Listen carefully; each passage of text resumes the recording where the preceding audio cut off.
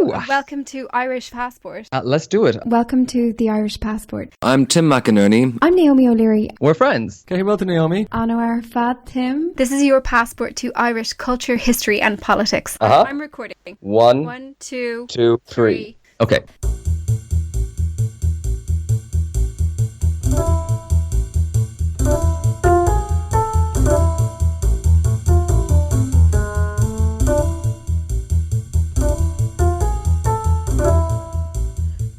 Hi listeners and welcome back to the Irish Passport. Hello everyone. You are joining us for something of a sad day because, Tim, it is the last instalment of our mammoth Conquest series.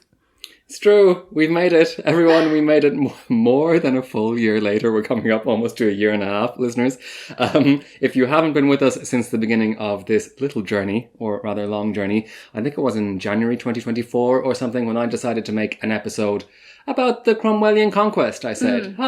Easy, I said. I should cover a bit of background context first, I said. Here we are. Many, I don't know how many episodes later.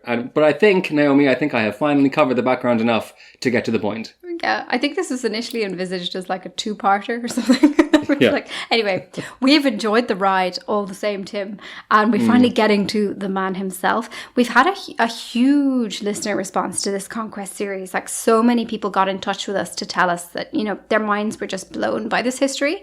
And to be honest, I don't really blame them. You know, when you lay this all down, you get a really new perspective of Ireland as part of the kind of greater colonial world. And it explains so much of why later Irish history unfolded in the way that it did. By the way, a quick reminder for new listeners that you can catch up with all those previous installments that we've referred to of our Conquest series by searching the podcast for Conquest in whatever app that you use. And you definitely want to listen to those before we get into this. And they're pretty amazing, so you won't be sorry. All right, yeah. Don't let all that background context go to waste, please. I put a lot of work into it. This is the Irish Passport, guys. It's all about the background context. It's true. Okay, Tim, so it's been a little while since our last installment. Let's refresh our memories on where we left off. We are in the 1640s now. So for about a century, Gaelic Ireland has been resisting against a massive new wave of English colonisation. These English colonists were motivated by a few different incentives. First of all, military. Westminster considered Ireland to be a security threat because it had remained mostly Catholic after the Protestant Reformation. Secondly, cultural. The English viewed the Gaelic Irish as savage and uncivilized and wanted to establish English culture and language on the island.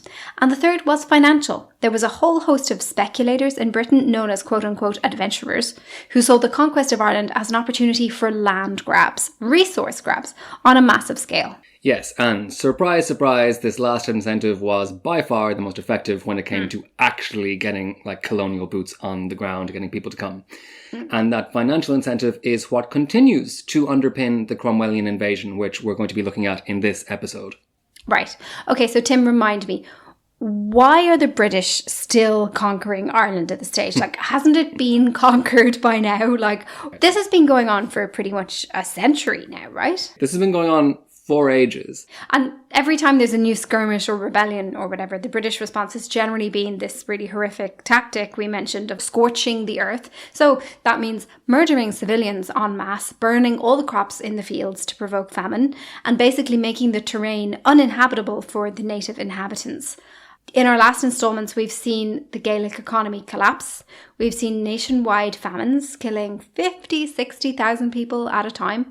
And we've also seen the defeat of the Gaelic army led by Hugh O'Neill. So what is there left to conquer? Yeah, this is a good question. The country, as listeners know, has been harrowed again and again and again. Just these kind of total devastations, one after another, every decade or so for the past ages.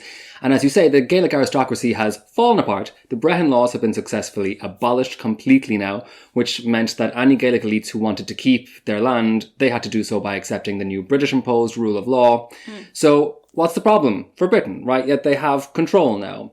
Well, the main issue is that Britain has successfully dismantled like the political system, but now they're faced with this kind of volatile population of Gaelic people who are angry, right? Angry and who don't, really have leaders. So these still represent a major security threat to the crown because you don't really know what's going to happen with this huge population of people. Yeah. And remember, they just launched this really bloody and unpredictable rebellion in 1641. This was the kind of thing that could happen in this situation. They destroyed many of these new colonial plantations that the British had spent ages and lots of money and manpower setting up. So Ireland is not pacified just yet. Pacified. What a word. Yeah. Britain was also worried about Irish landowners, right? They'd started using England's civil war as leverage to try and gain more autonomy. Outside the colonial plantations, these landowners mainly hailed from two social groups. There were the Norman Old English, so-called, who still held on to their medieval lands. And there were the Gaelic Irish chiefs who secured plots of land by surrendering their Irish titles and agreeing to adopt English law.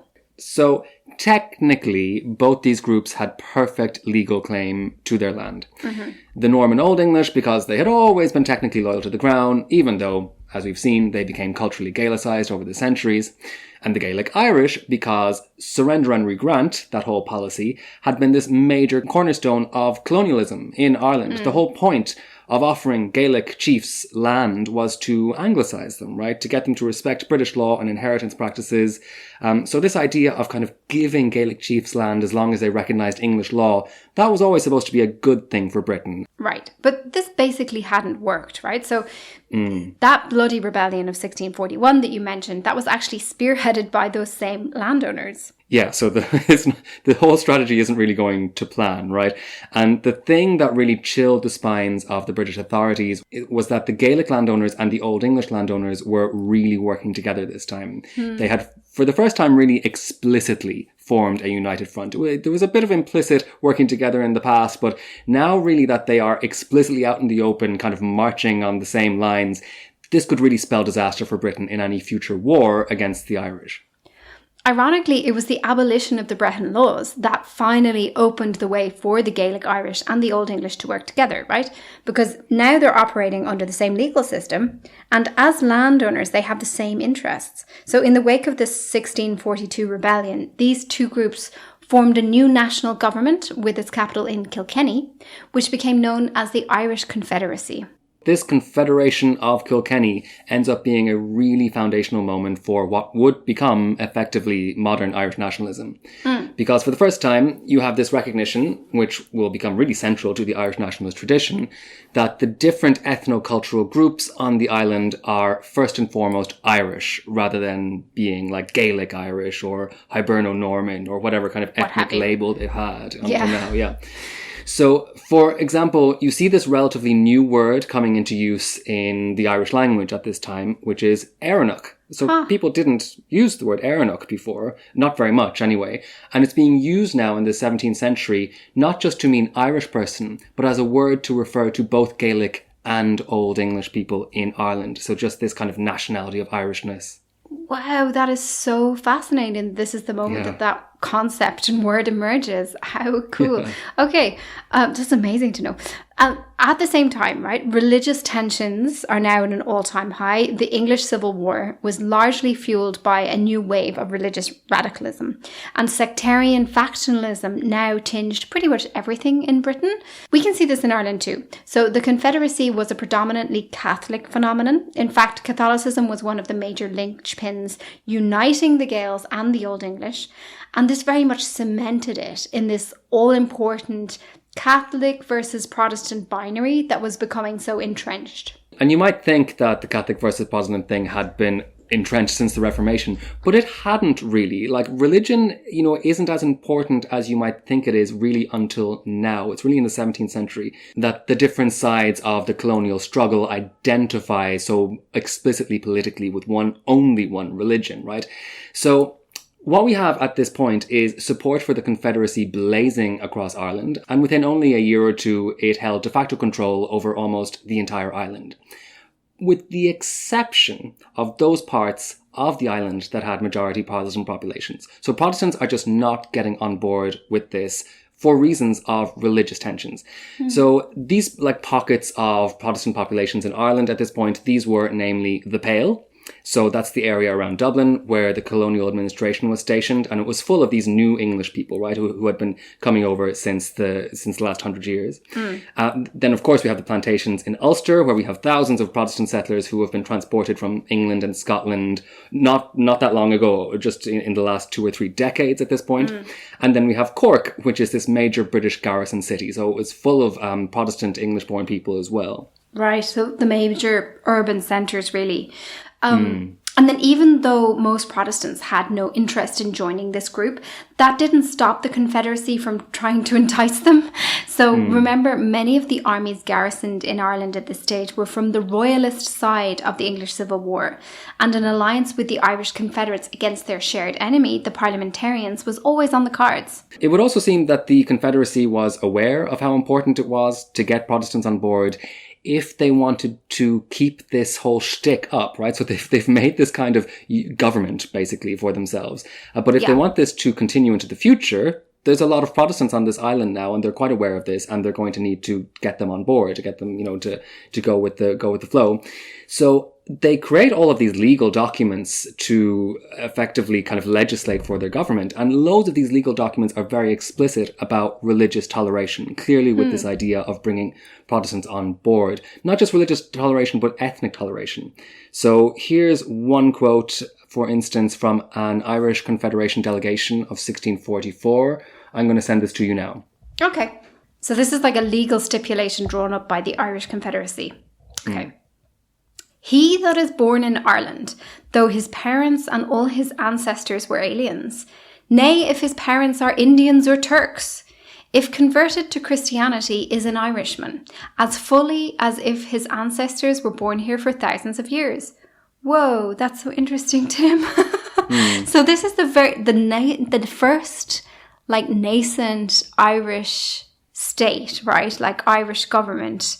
Yes, because previously we had like different seats of power. And from the very start, it's defining itself as like multi-ethnic, I suppose. Yeah. Like from the get-go. Because it has to, because the only way that they can defend their interests, I suppose, is by like grouping together both Protestants and Catholics.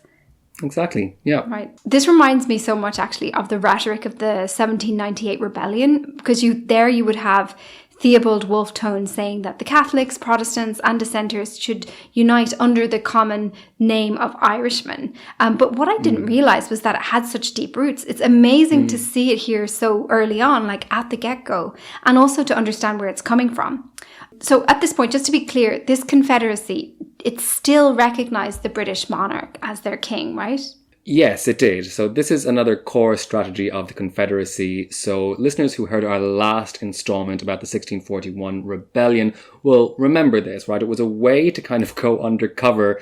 The Confederates were acting like all of this is completely sanctioned by the king. In fact, the king is a buddy of theirs, and they were talking about this earlier, and he said he loves the idea. This is the kind of stuff they're going on with, basically. What they're really doing is they're acting like this is all supported by the king, because in that way they can kind of strong hand him into having to rely on them for support in his civil war, right? So they're kind of outing themselves as on his side, and he might need them on his side. They're basically blackmailing the king into accepting them, in short. But in practice, what had really happened, and everyone knew this, was that they had just set up what was effectively a sovereign state. And for the time being, there wasn't much that anyone could do about it. And like you said earlier, Naomi, like this is the first Irish nation in the modern sense of the term, that they're thinking about themselves as a national government of the whole island, all ethnicities, all kind of political persuasions in together. Okay.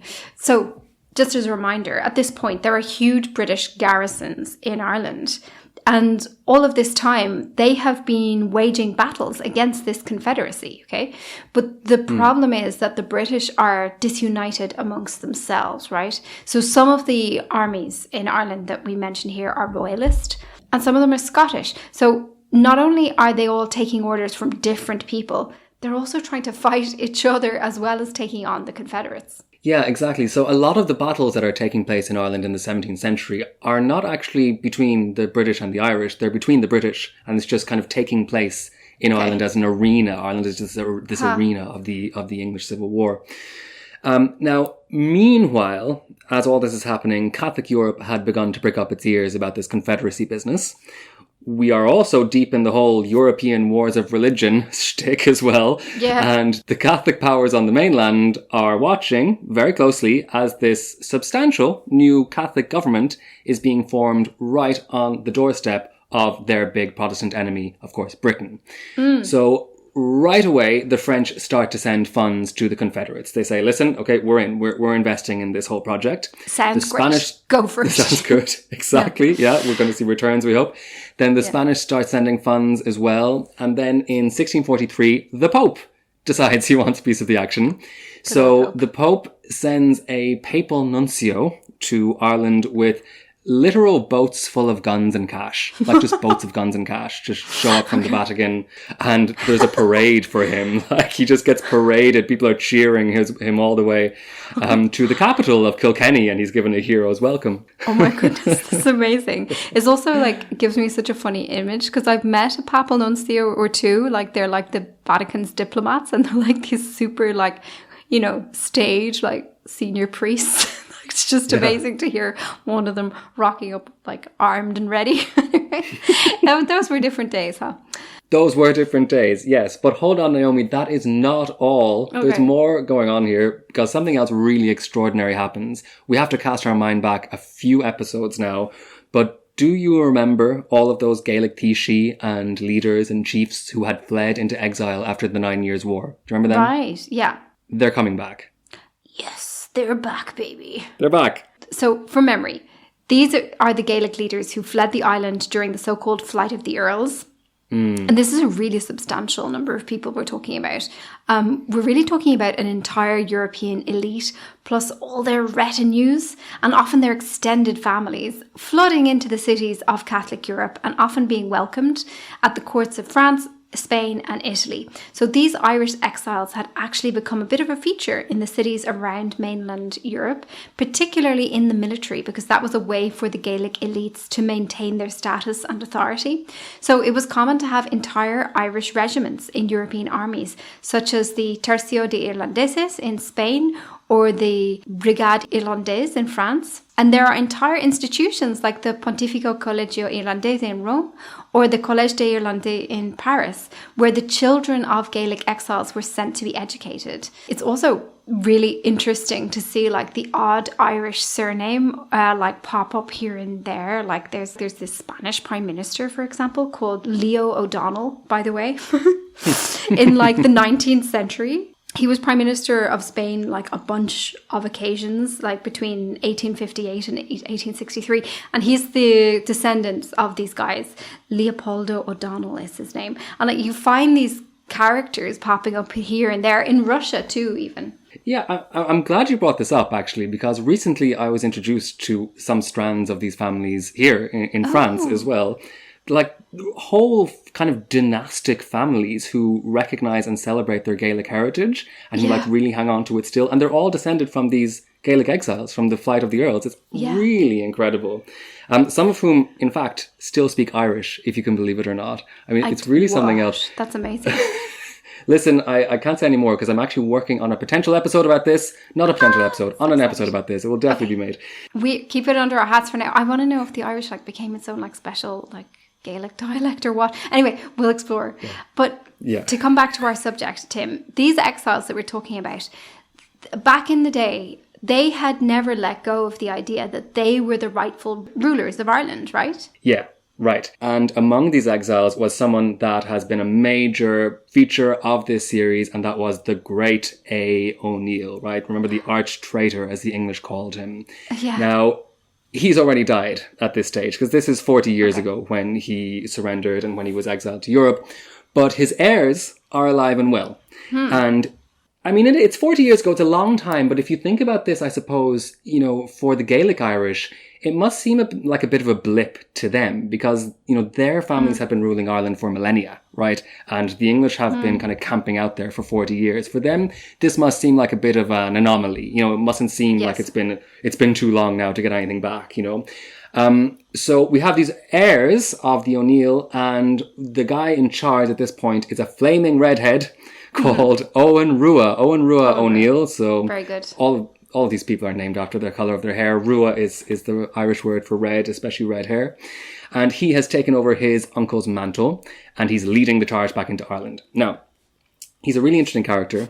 Owen had been a young teenager during the 9 Years' War, even though it was 14 years ago, and he had fought alongside A. O'Neill and subsequently fled with his family when the Gaelic army was defeated.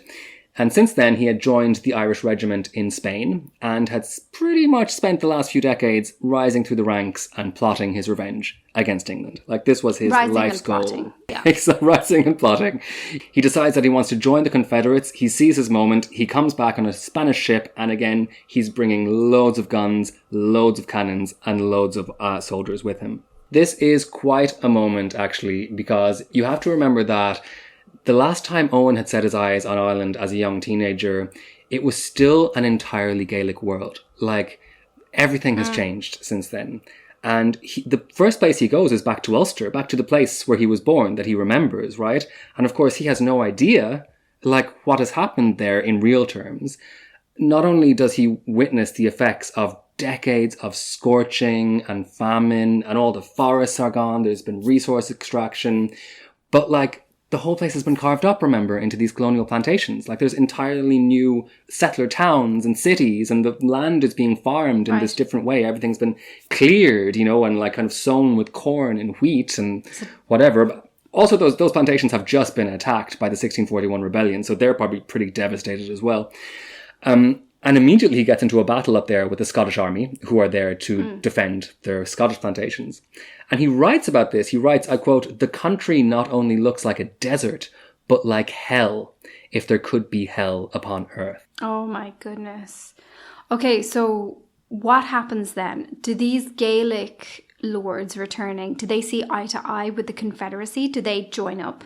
They do join up because that's the only ticket in town, right? You know, like, if they're going to be successful, they've got to join the Confederates. That doesn't necessarily mean that they see eye to eye, because these returning exiles like O'Neill, you know, they aren't that interested in this new, like, multi-ethnic Confederate nation thing. Like, their whole aim was to reestablish the old order. They want to bring back the Brehon laws. They want to go back to the Gaelic world on the whole island. They want to be like the great warlord O'Neill with all of his lands. They want to go back. Yeah. Yeah, they want to go back to what they see as their rightful political place, you know. Yeah. Now, listen, we don't have time to go into that there, but it is super interesting. So I'm earmarking this right now to talk about in the after show debrief. So I'll get back to it later. Okay. By the way, it's worth putting a reminder here. If you do want to listen to our after show debrief and all the extra content that we make for our Patreon supporters, you can find it over at patreon.com/The Irish Passport and listen to all of that. Well over 100 episodes now. Okay, Tim, so we've pretty much set our scene here as concerns the situation in Ireland. Let's get to Britain then. What is the situation over there? Okay, so I'm going to be brutally brief here for time's sake.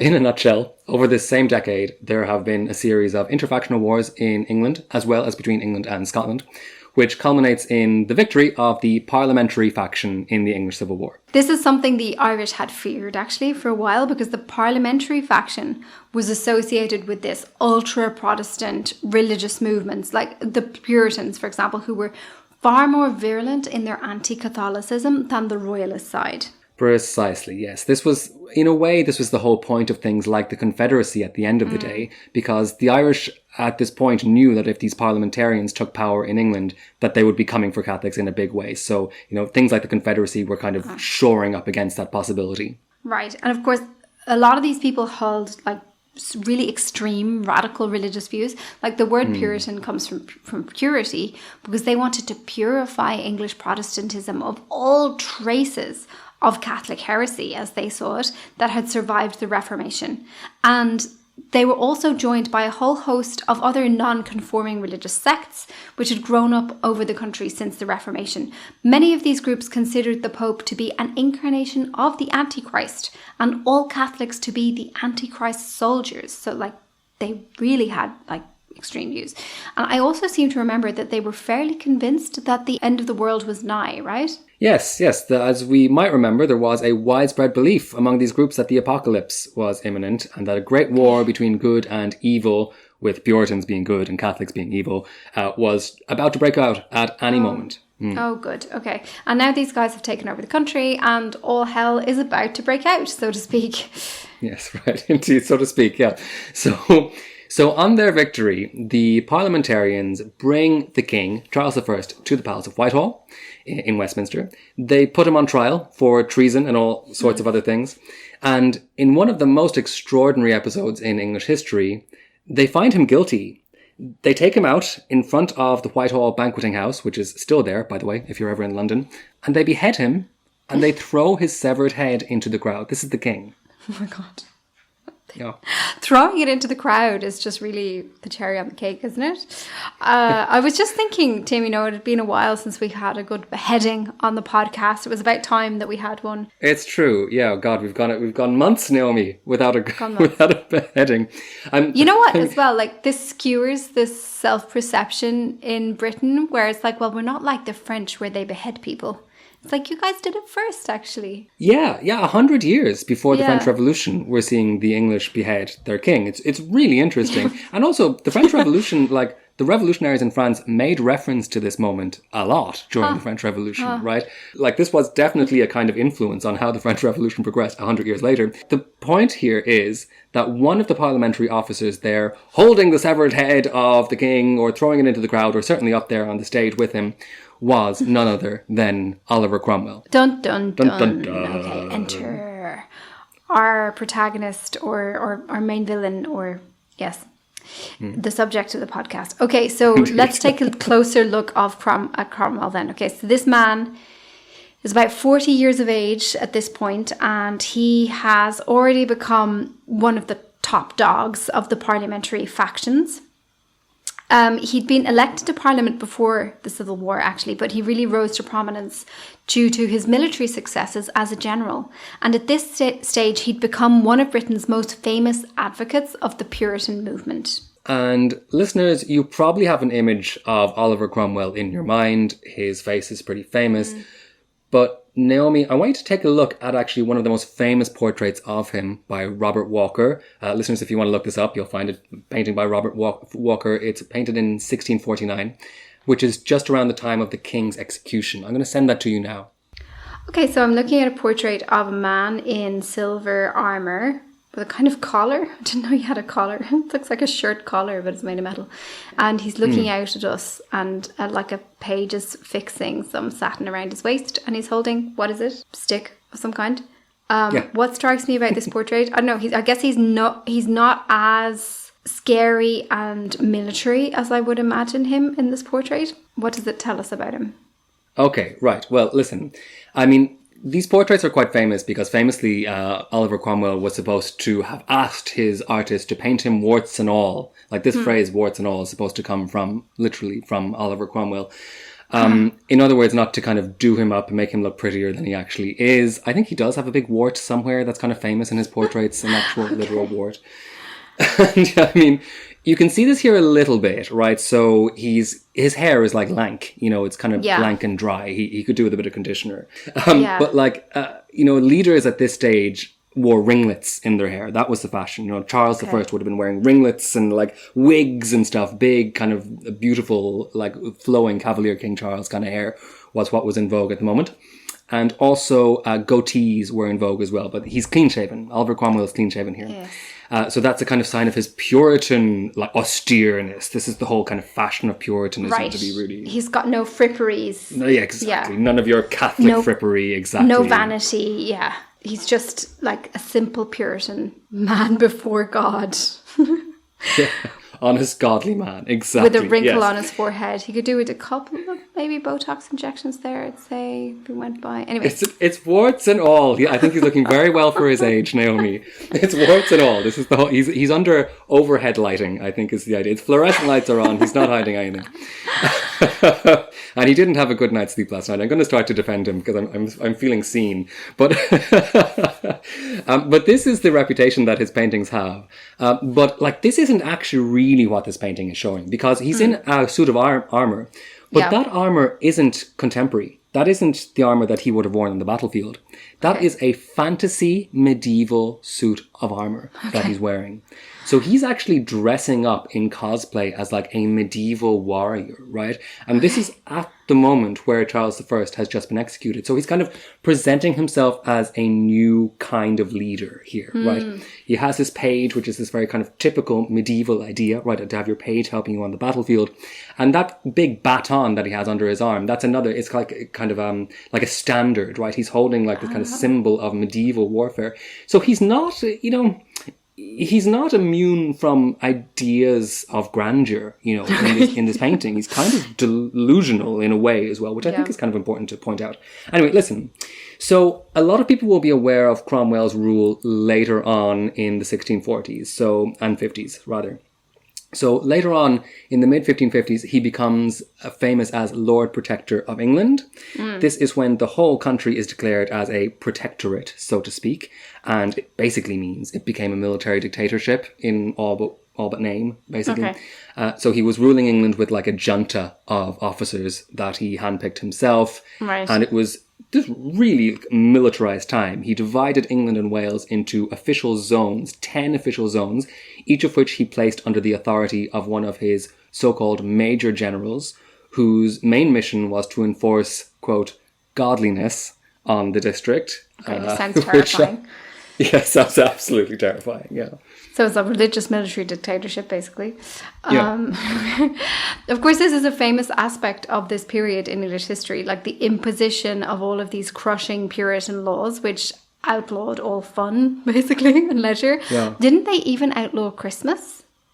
Yes, they did. The Puritan regime, one of them anyway, because there was a few in this decade, they officially banned Christmas. As well as Easter, as well as any festival that contained any Catholic or pre-Christian elements. This wasn't all just Cromwell. This was, I don't think Cromwell was even involved in the Christmas banning himself. But this was kind of the cohort of people who were in the parliamentary faction at this time. Like, they shut down all the theatres in London because they were considered places of sin. And they introduced these, blue laws, which forbid people from trading or socialising or having fun on Sunday. And, this is kind of still has traces today in kind of more extreme Protestant doctrines. Yeah, I think lots of churches in England as well, the really old ones, you can see the statues just have the faces smashed off and stuff because the Puritans thought there shouldn't be decorations, I guess, in the church. Crazy. Anyway, I think a lot of artistic heritage was destroyed. It's kind of cultural revolution vibes. Anyway, I guess this is why we still use that word Puritan today to mean censorious or moralistic. Yeah. Remembering, because I'm going to have people on to me, remembering that the Puritans are quite a heterogeneous bunch, right? So there's lots of different doctrines that are mixed in here. But yes, this is why we use the word Puritan in that way today. Right. So that's what's to come, right? So that's the people that we're dealing with. But we need to go back to the beginning now, because Cromwell's involvement in Ireland is right at the beginning of this period, in 1649, just a few months, if even after the king has been executed. And this is when he got one of his first appointments, which was as Lord General of the Parliamentary Forces in Ireland. So his job was to figure out a way to reassert British control over Ireland. And it's actually what he does in Ireland that really kind of catapults him to power in England for the rest of the decade. Okay, so this appointment then, this wasn't without context of its own, right? One thing to note about Oliver Cromwell was he had this burning hatred of Irish Catholics, which was pretty virulent even compared to other Puritans of the time. So he'd been particularly outraged by the Gaelic rebellion against the colonial plantations in 1641, and he had dreamed of taking revenge on the Irish rebels ever since, essentially. It's worth remembering the propaganda that had been pumped into England during that time. So there were all these pamphlets about, full of really gory stuff, and fantastical exaggerations about the brutality of the Irish savages and what they'd done to these good Protestant settlers who'd been there to civilise them. So it's probable that he was really deeply affected by that. Yes, and he saw those events of 1641 in these really starkly religious terms.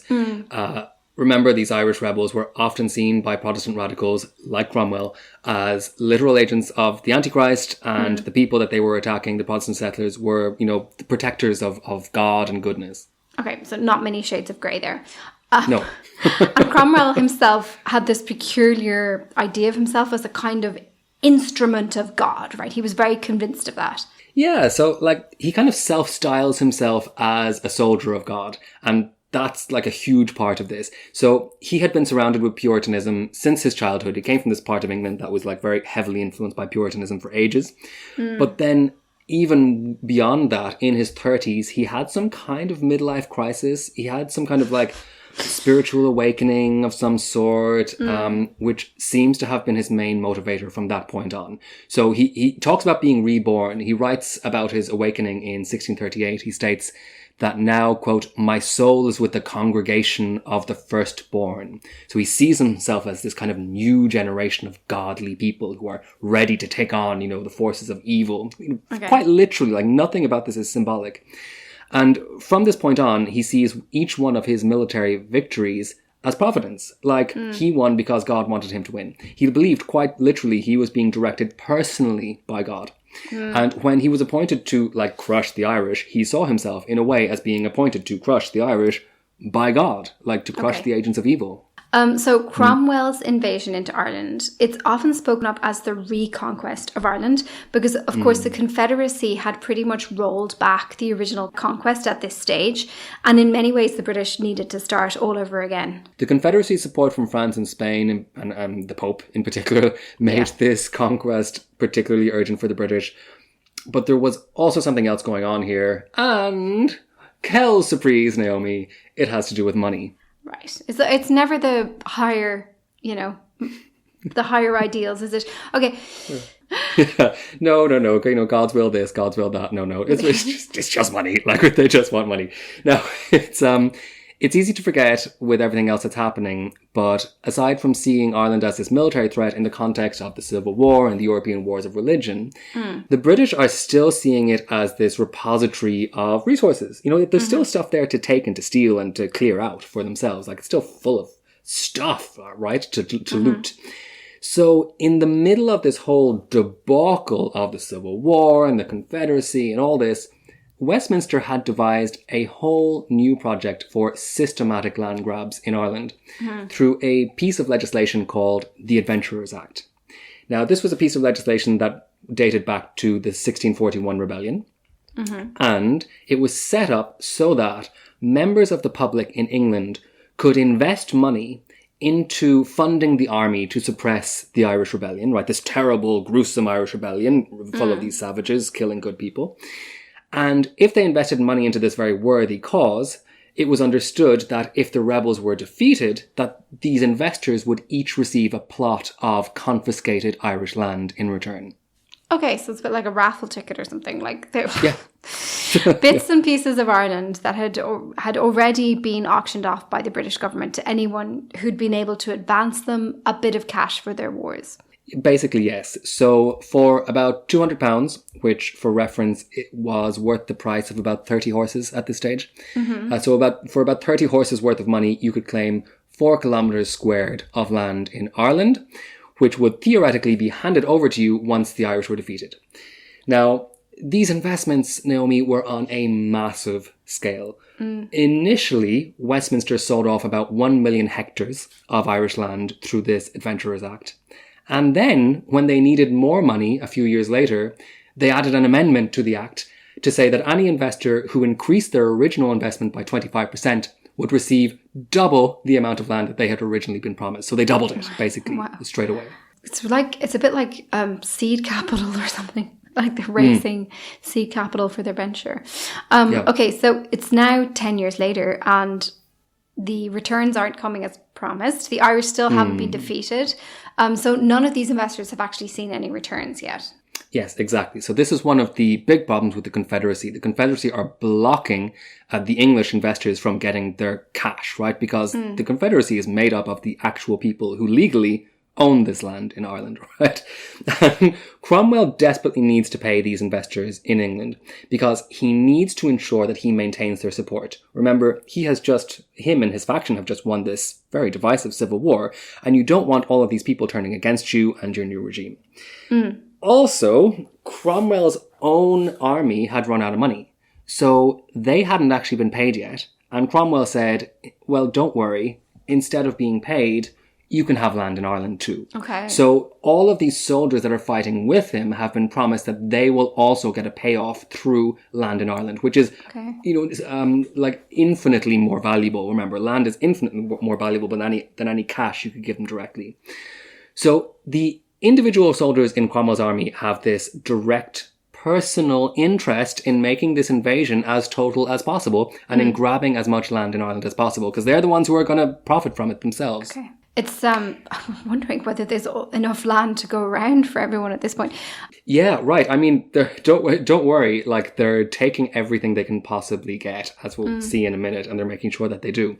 Now, there is one last incentive for Cromwell to crush the Irish. It was going to make him popular, like, quite simply. We are at a moment of division in English society, and we're also at a moment where pretty much everyone in English is sharing this intense anti-Irish sentiment because of that propaganda campaign after the 1641 rebellion.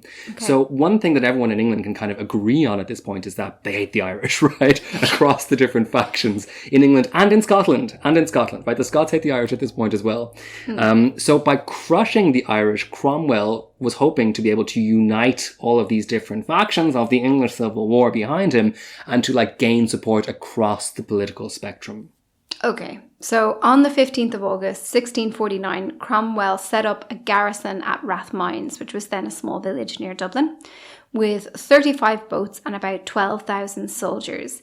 And in front of stunned crowds, he makes this declaration to, quote, carry on the great work against the barbarous and bloodthirsty Irish and their confederates and adherents, and for propagating of Christ's gospel and restoring this bleeding nation of Ireland to its former happiness and tranquility. Okay. That famous happiness and tranquility that Ireland had been enjoying for so long, as we've seen, yes.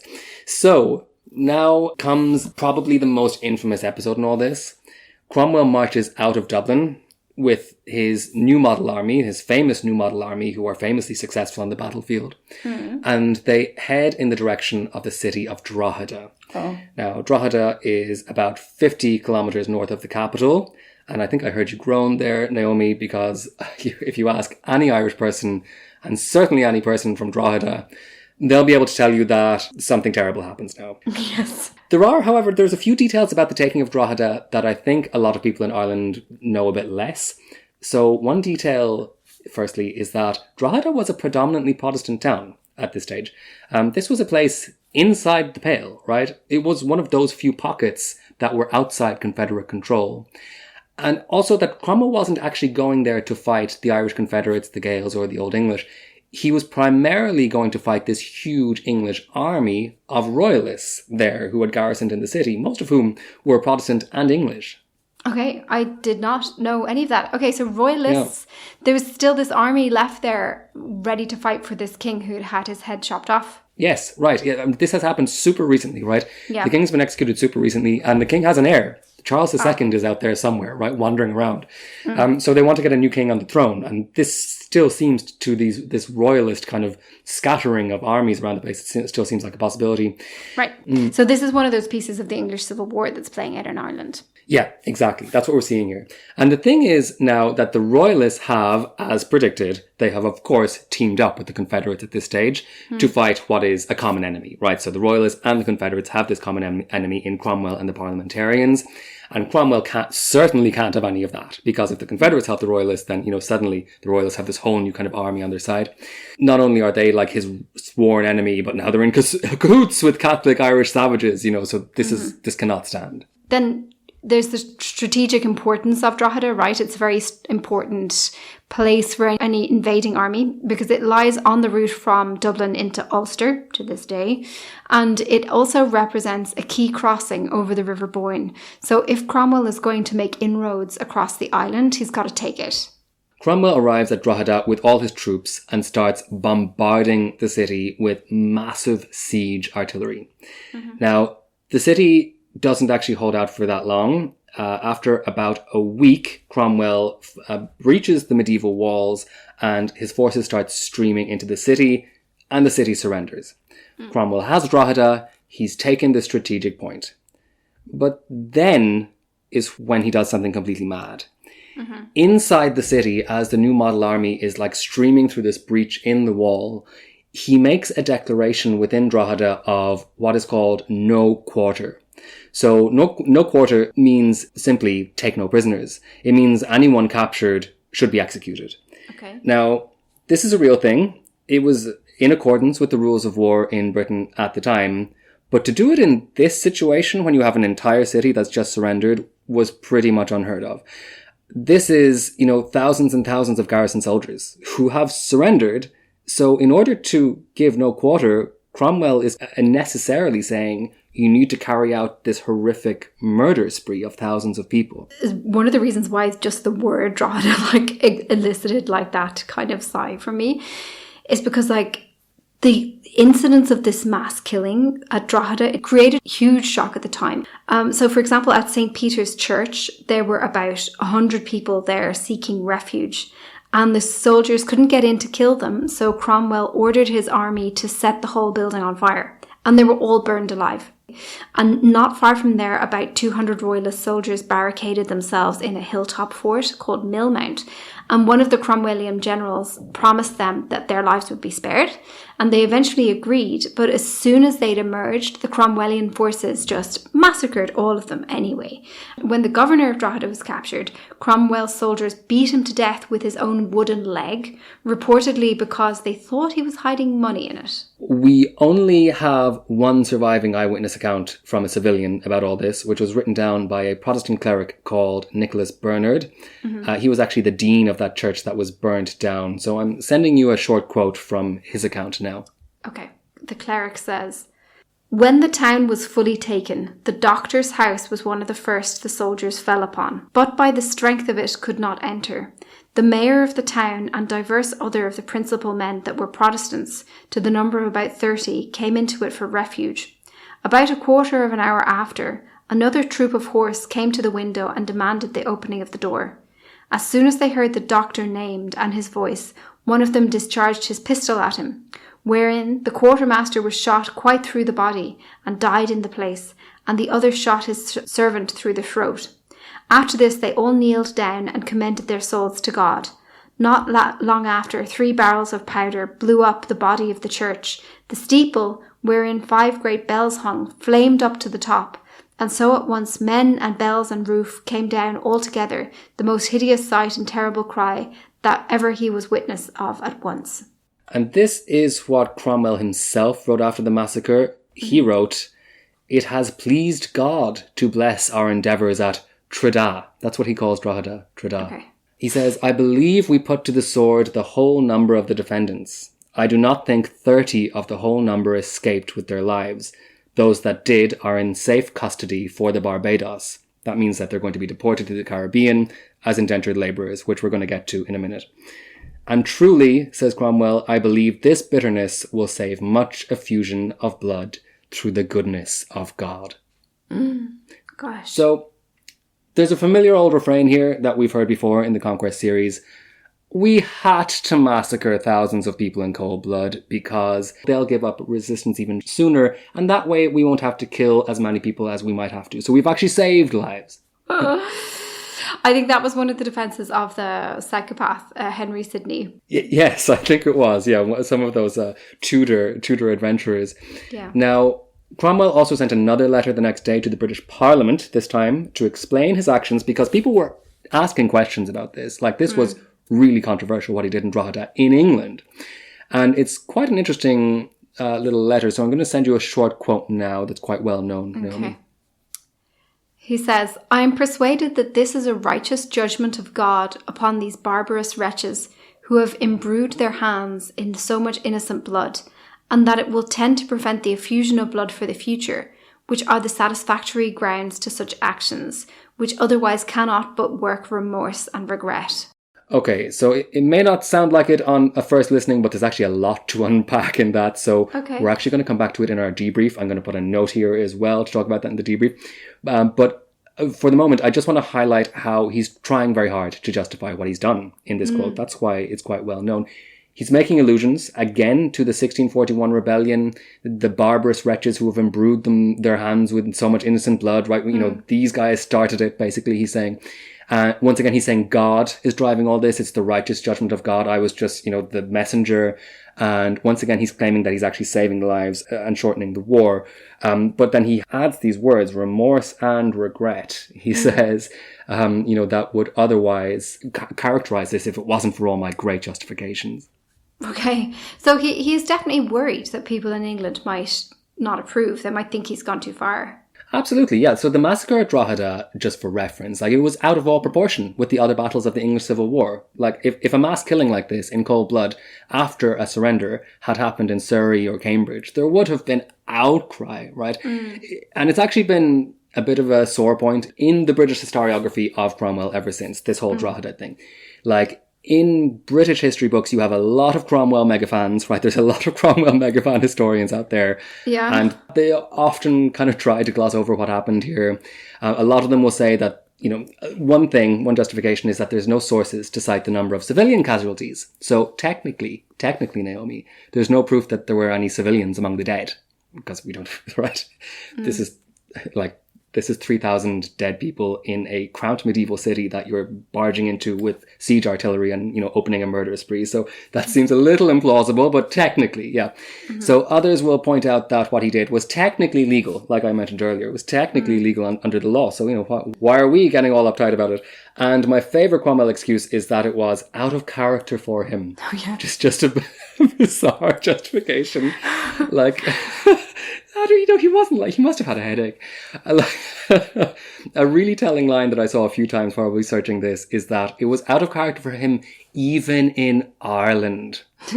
Which tells you everything you need to know, I think, about how these historians are thinking about Ireland, basically, in history. It's all right to have violent massacres there. Even in Ireland, That's a different story, yeah. That's a different story, yeah. It's ridiculous anyway, because murder sprees clearly weren't that out of character for Cromwell, because a few weeks later, he went to the city of Wexford and he did the exact same thing. He just went to Wexford and did the same thing. He slaughtered about 1,500 civilians.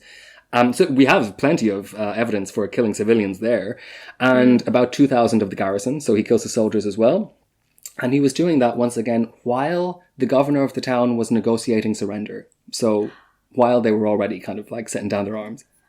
So what about the Confederacy in all of this? Did they have any chance? Listen, the Confederacy put up a good fight, all things considered, especially the Gaelic veterans, who were the most successful in fighting back against Cromwell. And we also need to talk about this in the debrief, putting a note under it there because it's super interesting.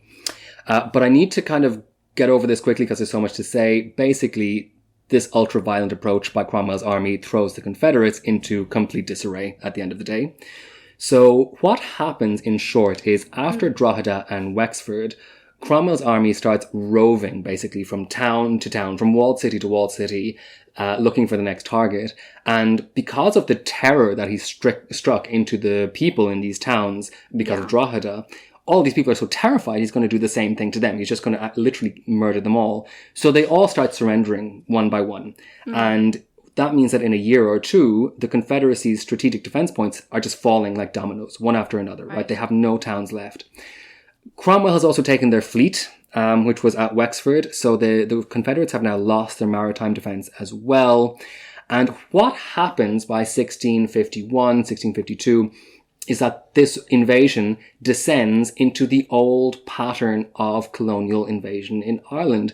The resistance flee into the mountains and into the woods. So we see this guerrilla war scenario taking off once again. Whoever is left to try and attack Cromwell's forces are ambushing Cromwell's forces whenever they can, and that's a kind of new phase of the conquest. So all in all, Cromwell himself didn't actually stay that long in Ireland, did he? No, personally, he didn't stay that long. He just killed a few thousand people and off he went, right? He had things to do. He actually went to invade Scotland. There were pressing invasions in Scotland to get to. But he left, all of his generals in Ireland, right, to continue on with this conquest, and he's still giving them orders. So, everything is still going on for the next few years. And this is actually the real story of the Cromwellian conquest. I mean, a lot of, when we talk about Cromwellian history, we often kind of get bogged down in these individual battles, because there's all these really quite interesting, it has to be said, individual battles and sieges of towns by Cromwell's forces. But what's really interesting is what happens kind of after the battles. So once again here, what we have is the English army faced, as before, with a countryside full of guerrilla insurgents who they can't do anything about, who are disappearing into rough terrain and where the army can't follow.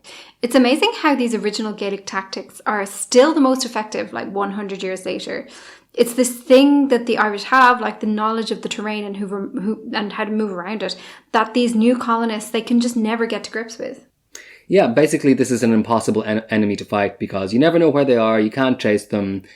And this is, once again, why, Naomi, the English naturally revert to the only strategy that had ever worked against this tried and tested Gaelic defence, which was, of course, scorching the earth. Oh, God. Okay, so from memory, this is the strategy of total annihilation, total destruction, burning crops in the fields, destroying houses, dwellings, killing the farm animals. The aim is to provoke widespread famine. This time, with new technology, with, I suppose, experience of the past, the devastation from Cromwell's scorching of the earth in Ireland is on this entirely other level. It's incredibly systematic. So Cromwell divides the island of Ireland into safe zones, which were basically just the areas that were English controlled, and then what he called free fire zones. Whoa. So, for instance, the entire county of Wicklow was a free fire zone. And a free fire zone is exactly what it sounds like. In the free fire zone, the army was permitted and encouraged to kill anyone. Every human being was a target. Every human being was considered a competent man, woman, child, baby, what have you. Basically, the idea was just to mow everyone down. Oh my God. So they're just indiscriminately massacring everyone in the entire county. Yeah, and in all of the free fire zones, which was most of the island. Right. And for the soldiers who are doing this, for instance, burning people out of their homes and stuff, they have, remember, an added incentive because they're going to be paid in land. So the more land they clear, the more land they're clearing for investors and for themselves who are going to get it personally from the English crown, or from the English government, rather. So they're self-interested in wiping out the current owners or inhabitants of the land. Yeah, like deeply personally self-interested. Yeah. And remember, this kind of like getting land, it's not just about like getting, money. This is about changing your life forever, about becoming an elite, about just this leap up in society that was pretty much impossible at this point in time. So it's a major incentive. And this creates one of the deadliest scenarios in all of Irish history. Pretty soon, as planned, famine sweeps Ireland once again. And between this and war and disease, the economy comes to a complete standstill. Whole towns and villages are left abandoned. Even much of Dublin is left abandoned at this stage. And starvation is intensifying. A demographic disaster basically begins to unfold in Ireland. And even compared to all the death and destruction we've seen over the last episodes in this series put together, this is something else. By the end of 1652, the population of the island of Ireland had fallen by somewhere between 20 and 40%. Gosh. Now, estimates vary. It's incredibly difficult to get precise numbers on something like this, but that highest estimate, 40%, comes from English sources. It comes from a guy called William Petty, who was the map maker that Cromwell had hired to carry out a geographic survey of Ireland so that the land could be carved up more precisely. We'll get back to him. But generally, let's say we go on the more conservative end of things, the conservative figure that most historians use just to be safe is a 25% drop in population. And that is still staggering. In a very short span of time as well. At a conservative estimate, we're talking about the minimum of 1/4 of the entire population dying as a result of this invasion. It's really colossal. And it's far higher than the proportion of the population that died during the Great Famine relatively, right? What we're looking at as well is a clear-cut case of genocide here. These people were very deliberately, very systematically starved out and or massacred by the Cromwellian army with the direct intent of clearing them off the land for incoming colonists.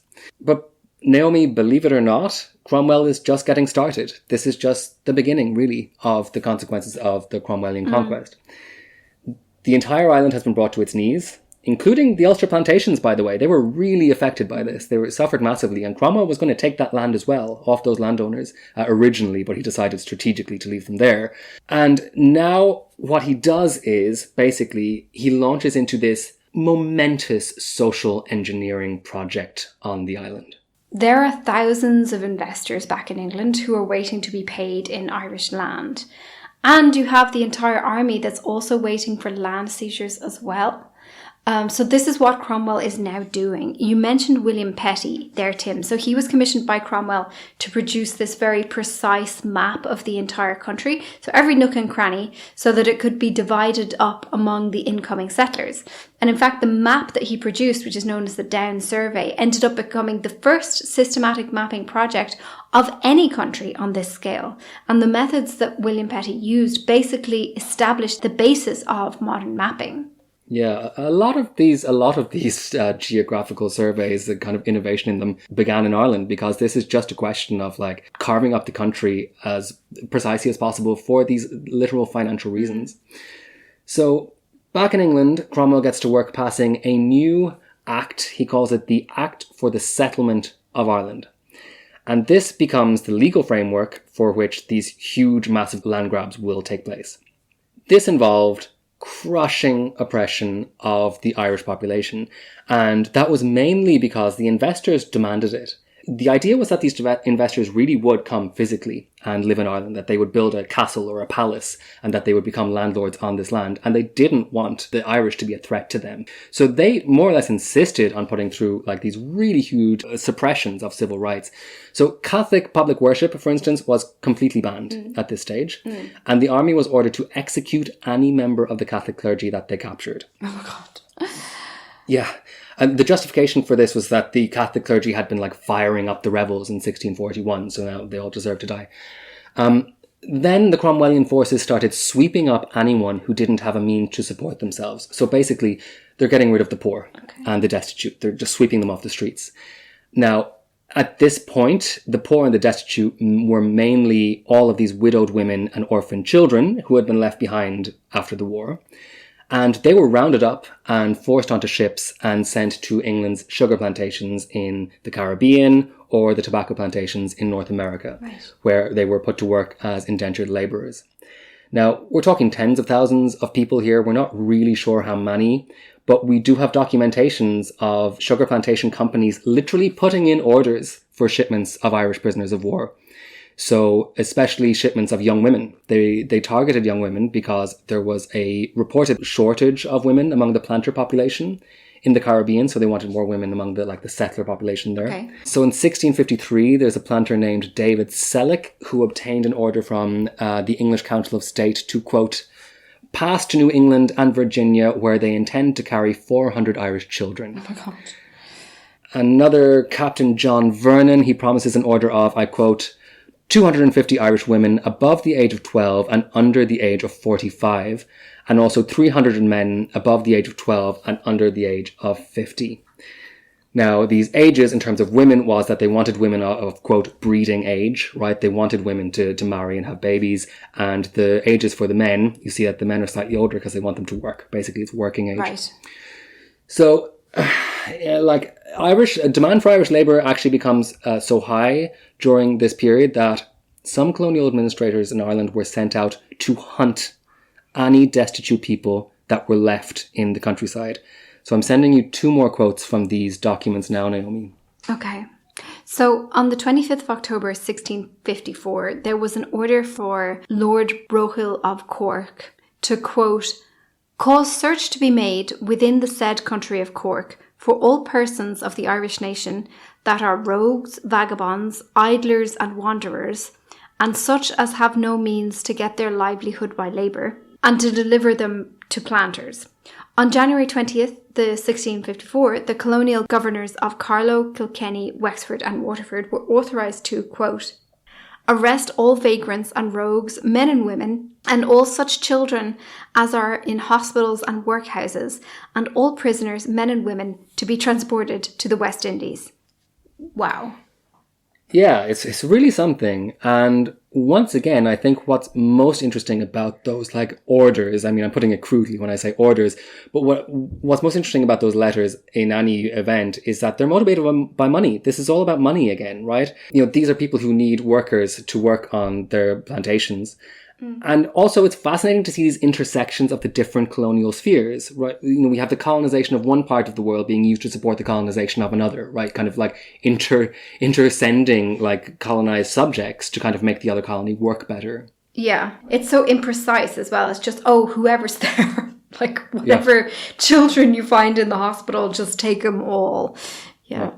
Quick note here. We've actually made a whole episode about this before, but just to be clear, there's this myth that went around social media a few years ago, and it still surfaces, that the Irish were used as slaves on the sugar plantations at this point, but that's not the case here. So they were sentenced to indentured servitude, which is a very different thing. Yes, so it may not sound like that on the surface of it, but it is. It's a completely different thing than slavery. So indentured servitude was a really common practice at this time. Loads of English people were sent to the Caribbean as indentured servants as well, and also to America. A lot of the original English population of North America were indentured servants. It had been used basically before this as a punishment in England for petty criminals. So this is at a time before prison. If you think about it like that, you know, prison isn't a thing that happens. So instead of prison, for petty criminals like debtors and thieves in England, you would send them to the colonies as an indentured servant. And it meant that you were sentenced to labour for a certain period. So typically for 7 years. It was like a sentence to 7 years labour. And then after you served your time, you would be set free. Now, setting you free is actually really key to being an indentured servant, because it's the whole point, actually. This practice was a cornerstone of British colonialism. The idea of indentured servitude was to kill multiple birds with one stone. So you get undesirables out of the metropole, right? You get the thieves out of London or whatever. Then you get 7 years hard labour out of that thief, right? And then once their servitude is over, they're going to stay in the colony. So you've helped to like boost the settler population in the colony, right? So them being free is actually quite important, because you need people on the ground to like build farms and houses actually in the colony as well, right? So, you know, you have no interest in keeping them in indentured servitude anymore. They're actually more valuable as colonists. So as you can see, that's a very, very, very different thing, right? And because of this, and because of later migrations, there's this really significant population of Irish descent in the Caribbean still to this day, as we talked about in that episode. Now, we have to be so careful not to confuse this with slavery, because there were enslaved people working on those same sugar plantations. So when those Irish indentured servants got off those boats, they would have seen enslaved people there as well. And those enslaved people were under a completely different status. They were legally considered as possessions that could be bought and sold and that would never be free, and whose slavery was hereditary and incomparable. So if you want to hear more about those distinctions, you can check out our Irish Slavesmith episode from back in 2017. But let's get back to Ireland. Okay, so the army has cleared the land of these destitute people. They've chased the Catholic clergy from the country, and now they need to empty the country of any remaining military defence. So at this point, between 35,000 and 40,000 Irish soldiers were told that their lives would be spared as long as they left the country. And that's exactly what they did. So what we're seeing basically is another flight of the Earls, in a way. Tens of thousands of soldiers from the former Gaelic and Confederate armies pour out of the country. They're just escorted out of the country, basically. And most of them go and sign up to regiments in France and Spain, all of these Irish regiments that are waiting for them over there. So that means that the island is left completely militarily defenceless. Wow. So, under this new Act of Settlement of Ireland, anyone who fought against the Cromwellian army had their lands confiscated, of course, right? They're getting the lands confiscated, and for the most part, they were executed as well, so they're gone. Immediately, that gets huge tracts of land to England, because you have all of the Confederates, basically, land is gone. But here's the kicker, and here's how they expand this. The Act of Settlement also declared that anyone who had not actively helped the Cromwellian forces, anyone resident in Ireland during those years of the initial invasion who had not, I quote, manifested their constant good affection to the interests of the Commonwealth of England, end quote, would have 3/4 of their land confiscated as well. Oh my God, so this is basically everyone. Basically everyone, yeah. It could be anyone and everyone, yeah. Anyone with land, basically anyone with land, who had not shown an active interest in helping Cromwell. So these people, they get 3/4 of their land taken away. And the quarter of land that they get to keep, this is almost more clever strategically, it can't be on their original land holdings anymore. Okay. So instead, what Cromwell does is he creates a native reservation for Irish Catholics to the west of the River Shannon. So any Catholics who hang on to land are forced to relocate to this part of Ireland where they're going to be assigned a new holding that's about the same size as a quarter of whatever land they held before this. Okay, so this reservation is geopolitically quite significant. So the River Shannon basically cuts the island in two vertically. So the Catholics who are sent west of the Shannon are essentially penned in a way. And this is the worst land in Ireland. So much of it can't be cultivated at all, either because the soil is too mountainous and rocky, or too boggy and acidic. So this reservation is basically the part of Ireland that the English don't want. The legend goes that Cromwell declared the Irish would be banished either to hell or to Connacht. Originally, it seems that the plan was actually to transport the entire remaining Catholic population into this reservation. So basically a massive campaign of ethnic cleansing. Now, it turned out that investors back in England didn't want that to happen. They didn't like that idea because, of course, they needed labourers on the ground. And it also would have been super complicated just logistically to do if it was even possible. But it's important to kind of see that that's how this parliament, this Cromwellian parliament is approaching Ireland. Cromwell himself says that Ireland was, I quote, as a clean paper, which may be so impartially administered as to be a good precedent even to England itself. God, so it's really just like, creating the bare earth. It's an enormous transfer of land, like from being the vast majority of landowners before the Cromwellian invasion. Catholic land ownership now fell to about 8%. And by the following century, that figure would fall to just 3%. Okay, so in their place, a new Protestant elite of financial investors and ex-military officers moved in to carve up Ireland's land among themselves, and they pretty much redesigned the entire country according to their liking. Yeah, and I think this is partly why the Cromwellian conquest is so distinct from all the other phases of this colonial history, because it's at this moment really that the template of modern Ireland is set down. This huge binary really of like Protestant landlord and Catholic tenant, right? Along with all the ethnic and political undertones that came along with that. And what happened to the Cromwellian settlement after Cromwell himself died, by the way? Because as I remember, he died by about 1660 and a new king took control in England. Yeah, so Cromwell's reign ends with what's called the Restoration in England. So like after this decade of hell in Ireland, Cromwell goes back and eventually kicks the bucket, and there's this whole political movement for monarchical restoration. The country, basically England and Scotland, try to go back to normal. All of these old institutions are revived, you know, the theatres are reopened, the House of Lords gets back up and running, blah, blah, blah, blah, blah. But like, there's no going back to normal in Ireland, right? Like, even though everyone realises that what Cromwell has done to Ireland was barbaric in the extreme, there was just no meaningful effort by the new regime to like do anything about what had happened to Ireland. Because Cromwell was the enemy of this, you know, restored monarchy, but in Ireland, Cromwell had achieved what the English wanted to achieve at the end of the day. It has been subdued, right? Finally, its population has been decimated. Its religion has been even driven underground. Its landowners have all been divested of their power and authority. Its resources are properly, systematically now being harvested by this new Protestant ascendancy. So they've got it. Like, they've got what they want. It's actually difficult to see how Ireland comes back from this. Like, it seems so complete. Yeah. I constantly think of actually that quote from Eamon de Valera, I think, during our War of Independence episode, and I think he was talking about, he was encouraging the Indians to revolt. He was encouraging India to seek its independence in the 1920s, and he talked about Ireland being beaten senseless again and again and again, and I'm constantly reminded of this. Yeah. I mean, this idea of being beaten senseless. But like this in particular, though, is a really dark history. And I think listeners can see why in Ireland, Cromwell's name is used as a curse, right? We've said this before. The curse of Cromwell is a thing in Ireland. But Naomi, I mean, that's it. With the curse of Cromwell, I declare this miniseries, the Conquest miniseries, over. Wow.